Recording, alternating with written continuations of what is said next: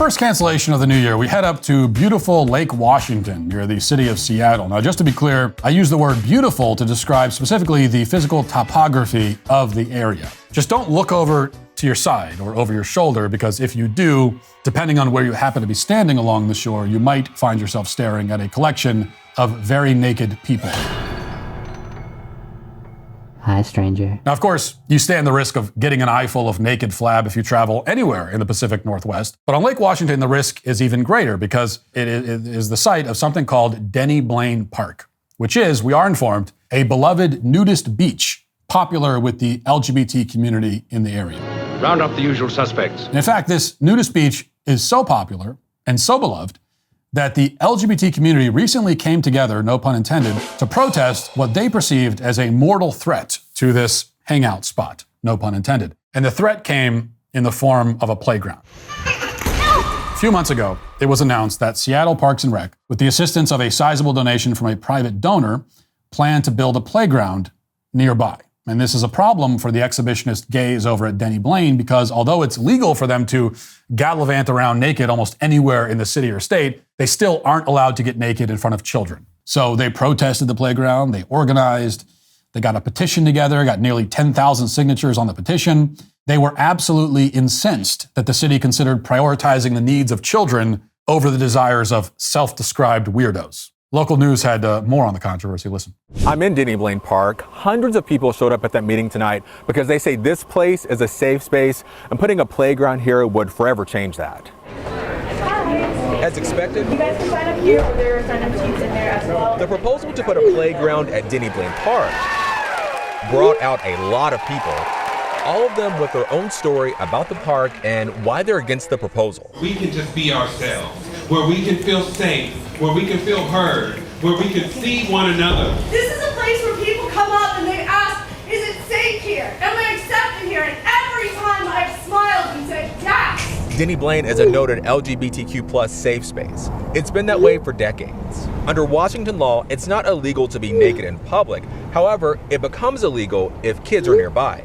That's what this playground would do. We want to preserve our spaces. The people who showed up here believe the private anonymous donor who's willing to front $550,000 for a playground wants to take that space away from them. They say that it's not an intention to displace queer communities or any specific community, and that may be true on the park side, but I'd love to ask the anonymous donor whether that's true.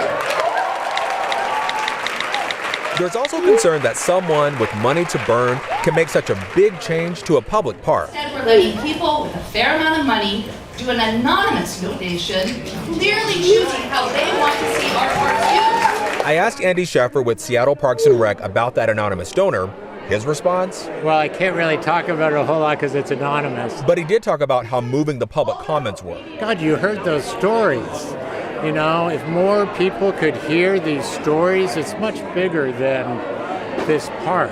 Yes, the stories, the incredible stories, the inspirational, heartwarming stories about gay people exposing their genitals to strangers. I mean, if only more people could hear how important it is to gay people that they be allowed to expose their genitals to strangers. Indeed, LGBT people who aren't able to take their pants off anywhere and everywhere they want all the time without restriction are truly the most downtrodden among us. Forget starving people in Africa, forget children dying of cancer, forget everyone, and focus instead on LGBT people always. Give them everything they want, always, all the time, no matter what it is. Because if you don't, then you are killing them. You are literally killing them.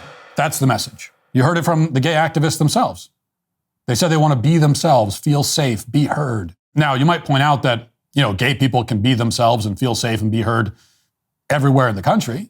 But I think a more pressing question is why being yourself and feeling safe and being heard must always involve getting naked. I think we should get naked. What? It doesn't work that way for any other group of people. Have you noticed that?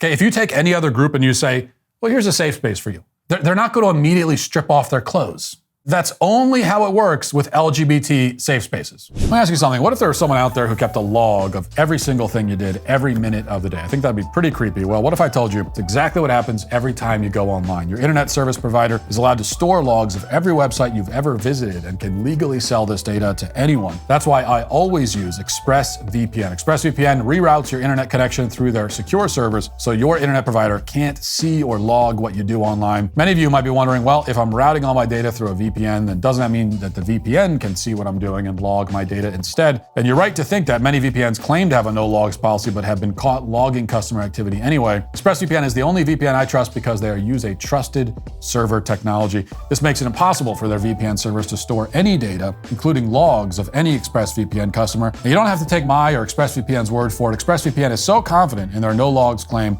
they even had one of the biggest assurance firms, PwC, audit their technology. So stop letting people keep logs of what you do online. Visit expressvpn.com/WalshYT and get 3 extra months free. That's expressvpn.com/WalshYT. expressvpn.com/WalshYT to learn more. But we haven't gotten to the best part of that local Seattle news report. I want you to listen to what this reporter mentions very briefly at the end. Listen. No one at the meeting spoke for the playground at this park. I have put in a public information request for the name of the anonymous donor.